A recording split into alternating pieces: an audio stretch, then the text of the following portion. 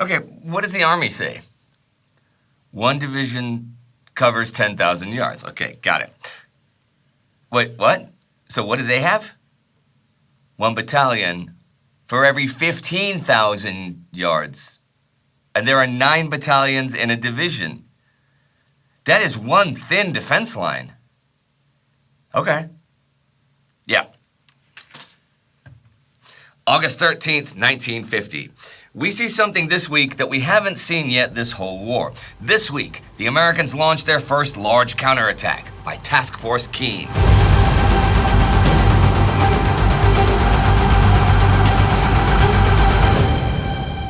I'm Indy Neidell, and this is the Korean War. Last week, the big North Korean right hook around the UN forces took Chinju, though they could not reach Masan. U.S. 8th Army Commander Walton Walker has ordered all his forces back across the Naktong River, and the UN forces are now hemmed into their new defense position, the Pusan Perimeter. UN Commander Douglas MacArthur has a plan, though, for an invasion in the rear of the North Korean forces, but his troops will have to hold out long enough for him to get it going. And the KPA, the North Korean army, crossed the river at its bulge and began dangerous attacks late in the week. So, whether or not the UN forces can hold on is anybody's guess. The fight is really on for them within the Pusan Perimeter this week, which covers roughly 10% of Korea. I went over the divisional deployments there last week. This is not a continuous line, though it is one on the map. See, U.S. Army tactical doctrine has 10,000 yards, which is 9,144 meters, listed as a workable front for a division. However, U.S. 8th Army's sector of the perimeter, the Western Front, has single battalions holding 15,000-yard fronts, or 13,716 meters. There are 9 battalions to one division, so what the U.S. basically has are platoon or company-sized positions and outposts dotting the hills.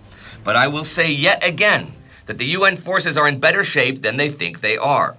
There were actually 140,000 troops inside the perimeter, though only 92,000 of them were combat arms, rather more than half of them South Koreans. Yet the North Koreans had taken far heavier casualties than anyone realized, both in air attacks and from the South Koreans, whose combat skill was generally underrated. MacArthur and Walker and their staffs still thought that they were badly outnumbered, but later captured figures revealed there were only about 70,000 combat troops left in the North Korean army as it besieged the Pusan Perimeter. Though the thinly spread riflemen on the hills above the Naktong would not have appreciated it, the situation recalled Churchill's caustic remark about Anzio: "We must have a great superiority of chauffeurs." We saw some fighting already last week, of course, since the KPA aren't just sitting around. North Korean 6th Division has regrouped, and they are attacking this week at the southern end of the perimeter. Thing is, the Americans are launching a counterattack at the same time, their first real counterattack of the whole war. This is with Task Force Kean, named after William Kean, 25th Infantry Division commander, and is about 20,000 men strong, consisting of most of the 25th Division, the 5th Regimental Combat Team, and the 1st Provisional Marine Brigade. The latter are the 1st U.S. Marine Corps ground troops to reach Korea. It's got artillery. It's got armor, too, 1 battalion each of Shermans and M26 Pershings. There are issues, though. The Americans had a common problem of the period. The North Koreans were all over and behind them as well as in front. And they not only had to capture their own line of departure, they had as well to assign units to clear out the rear area of large numbers of infiltrators, including formed units which were holed up in the mountains. Hopefully, this counterattack along the corridor towards Chinju, which is like 30 kilometers wide north-south, will also relieve pressure on Daegu by diverting North Korean force southward. The planning study says they shouldn't have any trouble taking Chinju. Task Force Kean sets off on the 7th and runs right into the North Korean 6th Division. There are several scenes of fighting, and both sides enjoy victories and defeats. At the Notch, where there was fighting last week, 35th Infantry Regiment beats the enemy pretty badly, and the advances even overrun North Korean 6th Division headquarters. Task Force Kean is generally tied down the first couple of days, but by the 9th, It seems like they really might be able to retake Chinju. The Marines take up the advance, and the 1st Marine Air Wing helps them savage the 83rd Motorized Regiment of KPA armor. On the 12th, however, the Marine Brigade is withdrawn to be redeployed elsewhere on the perimeter, since history doesn't happen in a vacuum and there are other attacks to fight off. If it sounds like it's gone well for Task Force Kean, though, think again, because they have encountered stiff resistance, and things do not at all go well for some units, like the 555th and the 90th Field Artillery Battalions further north, who were virtually wiped out at Bloody Gulch, with hundreds of men killed and wounded. They are surrounded on 3 sides by a quick attack. See, KPA forces breach American roadblocks with surprise attacks during what is very confused fighting, the 11th. And they not only wipe out those artillery battalions, they destroy a lot of their guns too. They are not just defeated in the field, though. Many POWs are slaughtered in the Bloody Gulch massacre. The massacre is actually 2 sets of events, with 55 men of the 555th machine gunned to death inside a house, and 20 men of the 90th executed with shots to the head. The artillery positions cannot be retaken with counterattacks, and Task Force Kean can't really hold its gains with units being withdrawn, and must withdraw towards Masan as the week ends.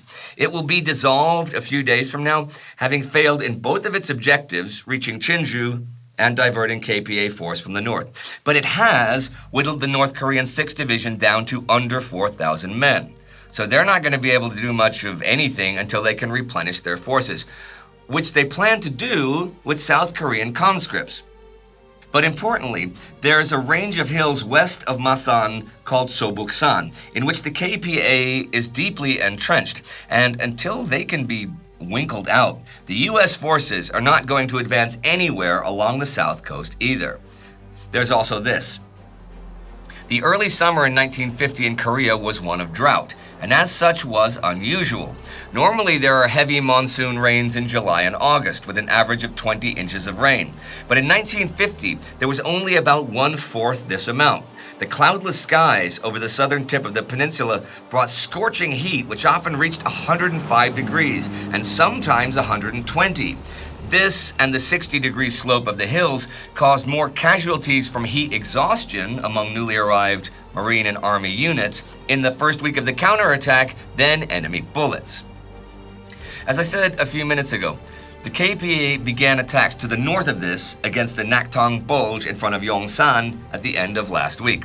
This is the North Korean 4th Division attacking the 34th Infantry Regiment from 24th Division. They not only crossed the river, they managed to bypass some of the company and platoon-sized defense posts, and already the first day of the week, the KPA has taken Cloverleaf Hill and Obongni Ridge, which dominates the way into Yongsan, like 8 kilometers away. They are using the old Soviet trick of building underwater bridges to get men across the Naktong. These are invisible by air, so they're not easy to take out with airstrikes. They bring across heavy artillery, and they have Yongsan under fire. The infantry, of course, continues pushing towards Yongsan. And they seem to be in a position to compromise the entire southern part of the Pusan Perimeter. U.S. 9th and 19th Infantry Regiments are committed, for whoever wins here wins a real victory. But by the end of the week, with hills being taken and then retaken, and the battle flaring up and down, no one is the victor. General Walker's defense plan centered on holding the road and rail lines running in a large oval east of the Naktong from Pusan north through Miryang and Daegu, and thence east through Yongchon to Gyeongju, where they turned back south to Pusan. Any further withdrawal and loss of these lines of communication would render difficult any later attempt at a counteroffensive. 9th Regiment Commander John Hill, who commands all UN forces in the Bulge from the 10th, under 24th Division Commander John Church's orders, has no real maneuvering ability. The 10th and the 11th, it is apparent the KPA is building up its defenses on the ridge and the hill. Today, the 13th, Church tries to tell Walker that the whole North Korean 4th Division is really across the river, but Walker doesn't believe it just yet. Hill and Church agree that all they can do is continue to defend in place. Church thinks North Korean 4th Division does not have the power left for an offensive after the attrition on the hill and the ridge. But we shall soon see about that. I mentioned that Task Force Kean's counterattack is partly to relieve pressure on Daegu, so I'm going to talk about that some. Now, the North Koreans in an arc around Daegu are the 10th, 3rd, 15th, 13th, and 1st Divisions and elements of the 105th Armored Division. Across from them are the U.S. 1st Cavalry Division and the ROK 1st and 6th Divisions. The ROK is the South Koreans. The North Koreans began crossing the river here late last week and continue as this week gets going. North Korean 1st and 13th. The ROK 6th Division does a great job the rest of the week savaging 1st, though, and 13th is driven back by elements of ROK 1st a few days until a night attack opens the way for them to make some gains towards Daegu. The North Korean 15th Division crosses the river like 10 kilometers north of Waegwan and moves into the mountains pretty much unmolested. Opposite and south of Waegwan, the 3rd and 10th Divisions, facing U.S. 1st Cavalry Division, are ready to cross as this week gets going. 3rd is near Songju and begins sending regiments across the 9th. But once across and into the hills, they are just destroyed by the Americans. Seriously, this division is down to like 2,500 men by the 12th. Remember though, this is the crack North Korean 3rd Division, who were the first to enter Seoul, won at Daejeon, drove the cavalry from Yeongdong, and now that division goes into the reserves to be rebuilt and is no longer part of the fight for Daegu. Thing is, North Korean 10th Division, who have yet to see combat, are supposed to attack with 3rd for the city. Well, they can't do that, obviously, but they do try a fighting crossing alone the last 2 days of the week, losing 2,500 men, with some units taking 50% casualties. To the northeast of Daegu, the North Korean 8th Division is heading down the Wisong Road towards Yeongcheon, but they are surprised near Wisong the 9th by the ROK 8th Division, who hurt them badly, nearly destroying an entire battalion with 700 casualties. In fact, the North Korean 8th Division is so badly hurt over a few days that it has to now pause for at least a week or maybe even 2 to recuperate and get reinforcements. And over on the east coast, the ROK 3rd Division ended last week just south of Yeongdeok, holding back the North Korean 5th Division. There is a wrinkle there this week. See, the KPA has sent loads of force through the mountains behind the coast from Andong, as we've seen, men of the 12th Division. But also, some men of the North Korean 5th Division have been infiltrating past the South Koreans near the coast and assembling behind them. And they suddenly appear the 10th at Pohangdong on the coast, cutting them off and threatening the Yeonil airfield. Today, the 13th, the Far East Air Force decides to abandon the field, even though there is plenty of infantry and armor defending it, which upsets MacArthur quite a bit. Advanced troops of the North Korean 12th Division also appear on the scene the last couple days of the week, and Pohangdong is now a no man's land, with Korean troops from both sides fighting for it, though North Korea officially proclaims its liberation today, the 13th. But what in the world is going to happen to the trapped ROK 3rd Division to the north? Well, that is a question that will perhaps be answered 7 days from now when I return, for this week of the war is over. But there is very serious danger to the UN forces as the week ends. Trouble at Bloody Gulch, trouble in the far south, trouble in the Bulge, the KPA across the Naktong by Daegu, the ROK compromised in the east. There was, from the second week of August, combat everywhere, and Walton Walker lived in crisis. His command decisions had to be never-ending series of robbing Peter to pay Paul. Faced with danger everywhere along his line, he had to guess where the greatest peril lay, and guess correctly, for in war, there is no prize for being almost right. There are many documents found on the KPA dead this week, but one in particular bears repeating. It is dated today, August 13th, 1950. Kim Il-sung has directed that the war be carried out so that its final victory can be realized by the 15th of August, the 5th anniversary of the liberation of Korea. Our victory lies before our eyes. Young soldiers, you are fortunate in that you are able to participate. in the battle for our final victory. Young soldiers, the capture of Daegu lies in the crossing of the Naktong River. The eyes of 30 million people are fixed on the Naktong River crossing operation. Pledge of all fighting men. We pledge with our lives, no matter what hardships and sacrifice lies before us, to bear it and put forth our full effort to conclude the crossing of the Naktong River. Young men, let us protect our glorious pride by completely annihilating the enemy. But what are they actually bringing with them? What happens to the ordinary people? Sure, lots of people flee. We've seen the hundreds of thousands of refugees, but 20 million people can't flee. And most of the population remains where they are. And what is the plan for those people?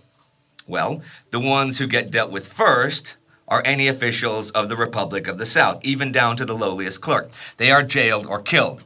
Notable landowners or people who lend money are killed. Well, basically, everyone who might not be controllable or easily assimilated is killed. In Seoul, for example, everyone, male or female, who had worked for the Americans is killed. This could be work in any capacity whatsoever, and the American embassy staff left their personnel files behind, so they're not all that hard to round up. Seoul, Daejeon, wherever they advanced, this resulted in mass graves. But the communists make every effort to cater to the poorer masses, the peasantry. Land is redistributed, and if food or lodging is required by the KPA, which it usually is, it is always scrupulously paid for. The money isn't actually worth anything. In Seoul, the KPA captured the mint and printed all the currency they could possibly need, but it is paid for. They really want to secure the support of the poor to succeed. T.R. Fehrenbach writes in This Kind of War, in a country where 90% of the people are peasants, the communist regime had every expectation of success because peasants they understood. From the first, the peasantry saw little to lose through communist rule and perhaps much to gain. Only much later, when the land is collectivized and the iron hand shows through the paternal glove, and when it is too late, does the peasant who had been communized realize his loss. Communized, he ceases to be an individual man, losing an identity that even the most abject poverty could not take from him before. Communism had really nothing to offer the peasant but propaganda. The communist has no more use for the peasant in his scheme of things than does a purveyor of Rolls Royces. But Asian communism has always recognized that the goodwill of the peasant was necessary above all else for its eventual success. It is ruthless and it is brutal, but it is working. And it is thanks to the Time Ghost Army that I can cover it, for that is what finances all of our productions. Ran out of breath there. Wyatt Heller is the Army Member of the Week for this channel, and these are the newest Army officers. You can join the Army at timeghost.tv or patreon.com. If you want to see a dark side of communism from the 1930s, you can click right here for a Between Two Wars episode we did a few years ago on Stalin's purges of the Red Army, the Great Terror. Do not forget to subscribe. See you next time.